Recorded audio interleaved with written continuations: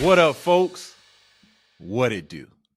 Welcome to a late edition of the Best Advice Ever podcast. Yeah, my apologies. It's your boy Mike Goodwin, the bowtie comedian, and I must again apologize for the late uploading of this podcast. The real issue of the situation was I had recorded a podcast. I just recently returned from Costa Rica. And I did a podcast episode, uploaded it, and this was before Wednesday. And Jeremy, congratulations to Jeremy, our producer, editor. He's a new father now. Round of applause. So I sent the episode, and it was kind of makeshift because I did it from my computer. I didn't have my high-tech Canon camera, didn't have the state-of-the-art microphone, but I shot it. And it would have been there on time, uploaded it. I get a text from Jeremy. It's like, hey, man, not hearing any audio. Might want to check it on your end. Went back, checked it. Couldn't access my microphone. Spent a bunch of time talking to the provider, the platform that I use, tech support, and it was to no avail. No avail. I couldn't access the microphone. I couldn't access the camera. I really think a part of that had to do with the internet service. The internet service was not strong. It was very weak. And that's what happened. So I'm trying to give you an abbreviated version of the Best Advice Ever podcast. It's the international episode, the late episode. But thank you again for tuning in. And as I start each and every podcast episode for most part when I'm on the road, I start with the on the road segment. Now, this podcast, I will not talk about Costa Rica. I'll try not to talk about Costa Rica. I'll talk about Costa Rica on the next podcast. But on this podcast, I just was on the road. I was on the road Friday, Saturday, and up until Wednesday, which is the Costa Rica part. But like I said, I'll hold off on the Costa Rica. But I spent Friday night doing a dream team event in Enterprise, Alabama. Enterprise, Alabama is outside of Dothan. I flew into Dothan. Had a wonderful time. Had an outstanding event. I love doing volunteer appreciation, dream team appreciation, whatever churches call their support staff, the volunteers, the folks that actually help to make ministry happen at the ground level.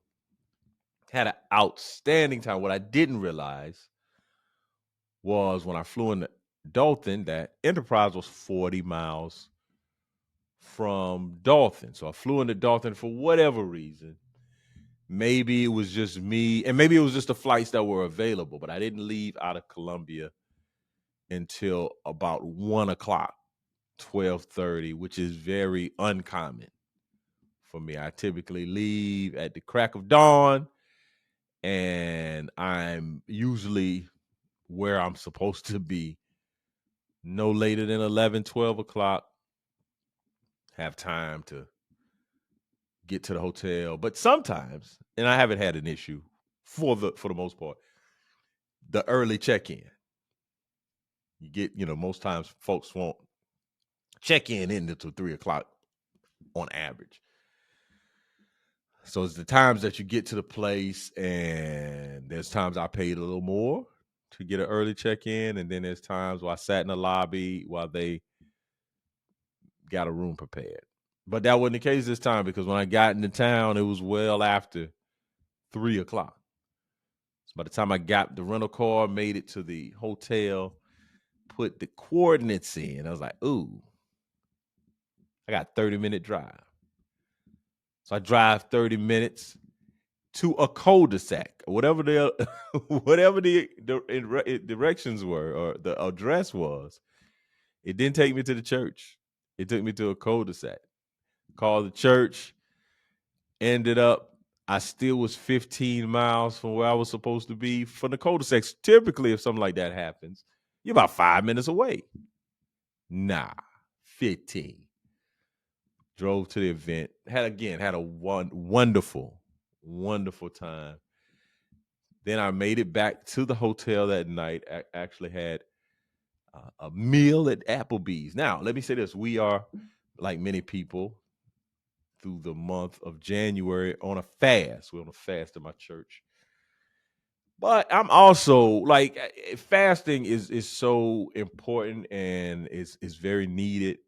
I do have a little bit of issue with corporate fast because I eat better than most people do all year. So I'm like, hey man, I got a routine. I'm working out. I need some energy. It's hard to really lift some of the weights I'm lifting on an empty stomach, but I do it. I make it happen. But I'm back, not all the way back, but I'm back. So I say that to say I made good choices at Applebee's because I ended up going to Applebee's probably around 10 that night, and I think I can remember I got some type of bowl, whether it was a shrimp bowl or a chicken bowl, with some type of bowl. And I had the options, I could have got some wings and some nachos and a variety of other things. And I think that was the only meal I had that day. Yeah, I didn't eat at the event. So I'm really in a serious caloric deficit. I will say this about Costa Rica. When I got on the scale today, and I'm down. I'm down. So Costa Rica, I thought, hey man, we might take a little L, but I didn't. So I'm down about 8. Down 8. I lost that. I gained that 10 from my death star. It's 2 more to lose to get me back to the reset. But I still, even from that 10, I think when I was rocking and rolling, I probably was at like 221. So right now I'm at 227. And that's the other thing. I look bigger than I like my weight. So people go like, man, you 250. I'm not 250, not 260. I'm under the 230. So that's advantageous.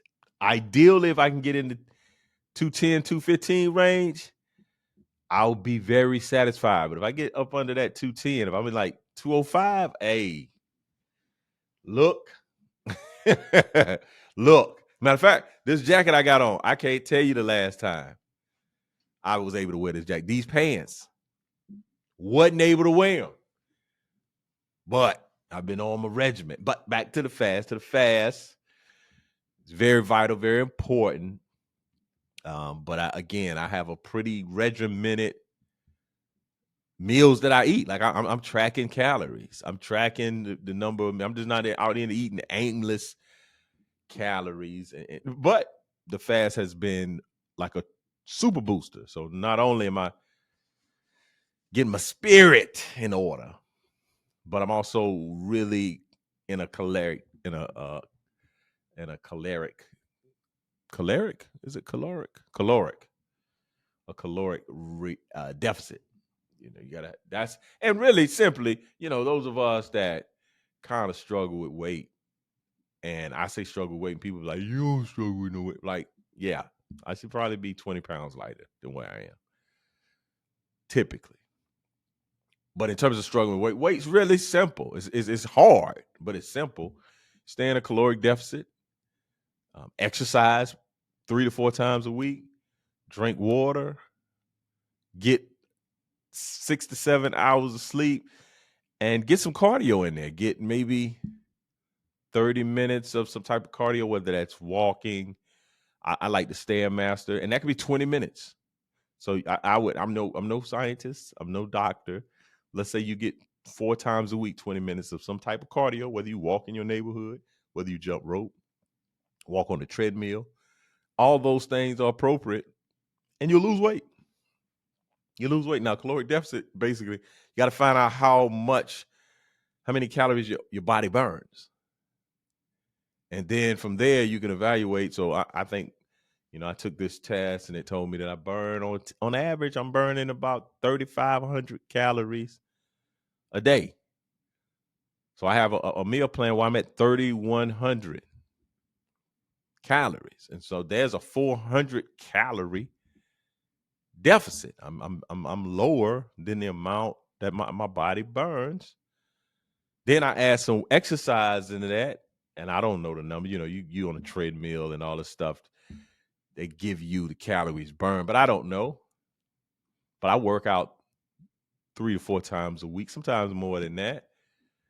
And I'm not even talking about like, oh, I'm in there getting it. Like, no, man, there was some days, or maybe roll back a few years ago, where I was, I had multiple memberships. I had like an Orange Theory membership, had a gym membership. I was doing, some not cross training, but some high intensity kettlebells, ropes. I had a guy who would go and probably do some of, I'm not doing all of that. I work out with weights with a trainer 2 times a week. And then maybe 3 times on my own, I'll go to the gym and do some stuff. Do a lot of legs, do a lot of back, do a good portion of chest, do a lot of shoulders. Don't do a lot of arms. Don't do a lot of core either. But I'm down 8 and I feel good, man. I feel starting to feel like myself again. Not that I didn't feel, but I'm starting to, but I'm not there. I'm not there.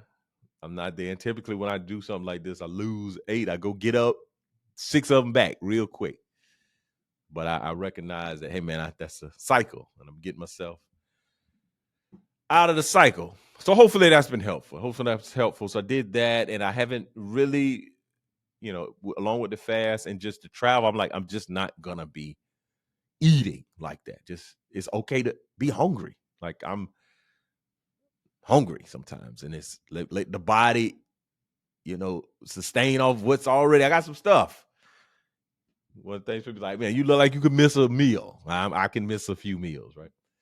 So I did that on Friday. Saturday, I flew into Springfield, Missouri to do a FCA marriage conference, retreat, comedy night. Outstanding time. Issue with Springfield, Missouri is 19 degrees when I got there. By the time I left, it was -5 degrees. It was so cold. The windshield wiper fluid froze. That's how cold it was. Froze.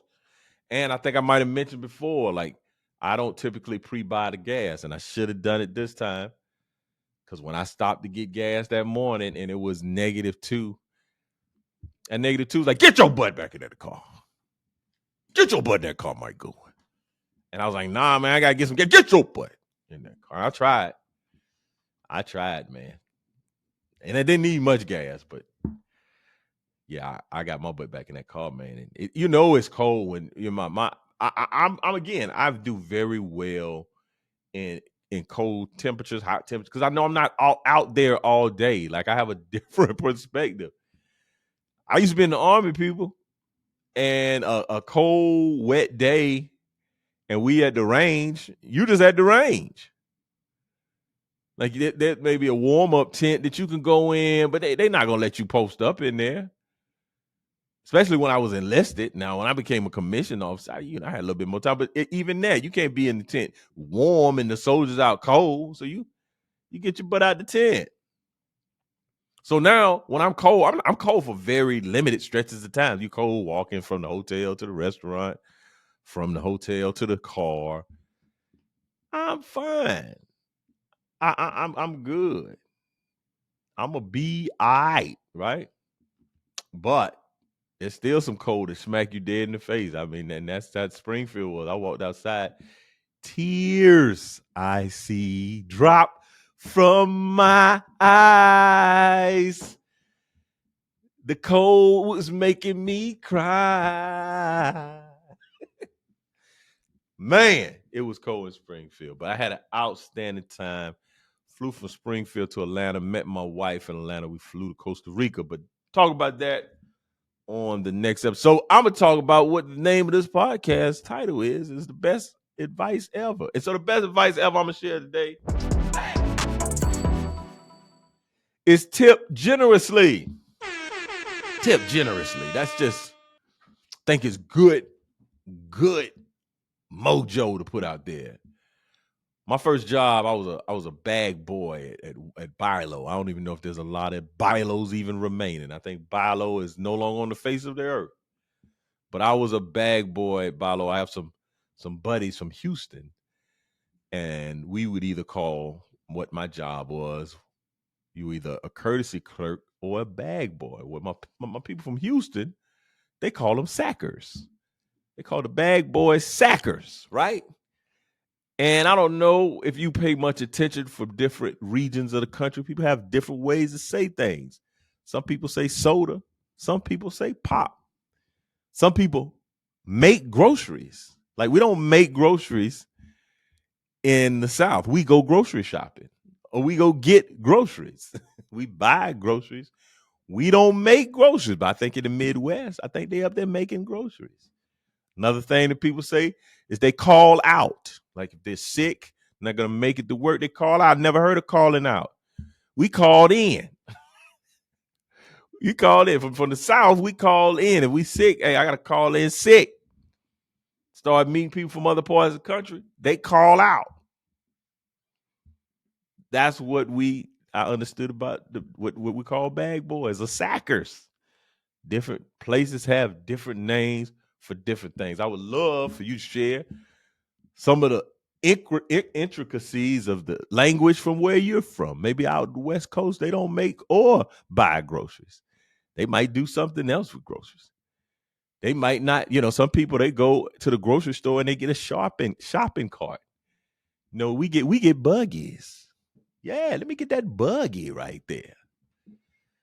But when I first started, my first official job where I paid taxes, I had a few jobs where I was getting paid under the table. But my first official job with FICA in the state of South Carolina got involved with my money. I was a bag boy, courtesy clerk at Bilo, and we had a sign on the window, "No tipping, please."